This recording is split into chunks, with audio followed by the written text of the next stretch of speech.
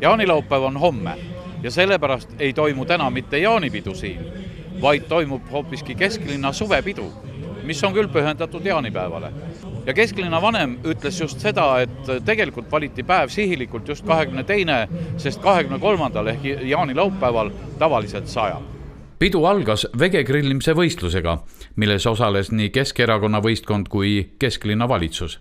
Neil tuli rinda pista proffidega Rae restoranist, vorstikunniga Tapalt ja vegantoitude tootjatega Vegamamast. No nagu näha, siis esimeses voorus on meil siin selline suurepärane suvikõrvits, mida siis tuleb oma parima fantaasia järele valmistada grilli peal. Nii et ja mingid selliseid ekstra abivahenditele maitseainete me kasutada ei tohi. Vegamama on teie võistkonna nimi, see viitab juba sellele, et te olete vegetaarsete toitudega varemgi kokku puutunud.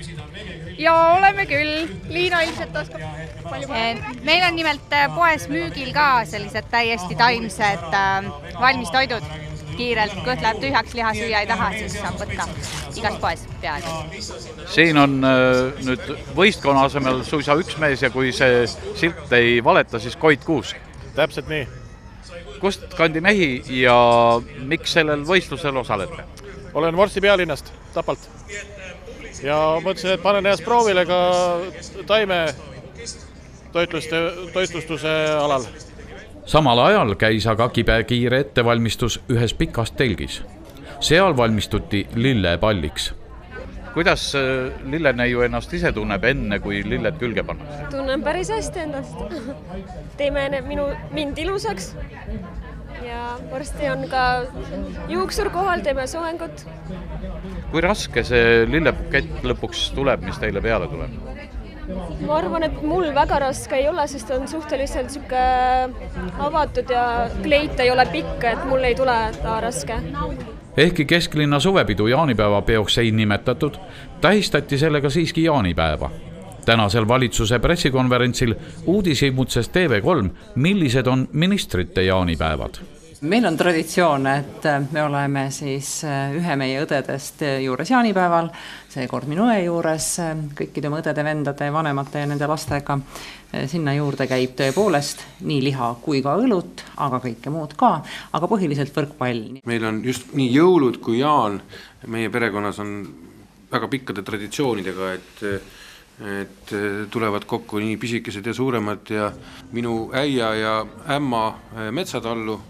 Minu ootused jaanipäevaga seoses on seotud lõkke, rohke šašlõki ja suitsusaunaga. Aga mind kohtab alates täna õhtust Lääne-Virumaal ja homme ka võidupüha paraadil loomulikult Rakveres.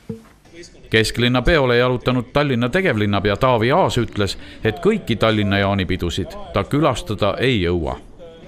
Minu jaanipäev näeb tegelikult päris rahulik välja, et oleme pereringis, kindlasti teeme loomulikult tuld, aga see ei ole selline suurem pidu. Vege grillimine korraldati 3 voorus. Esimesest tuli grillida suvikõrvitsat. Proovisin kõikide võistkondade grillkõrvitsat ja tegin oma panuse. Kõige paremaks mina tunnistaks vähemasti Vegamama võistkonna töö.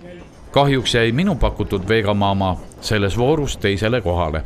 Siiski, kõigi 3 vooru kokkuvõttes oli just Vegamama parim.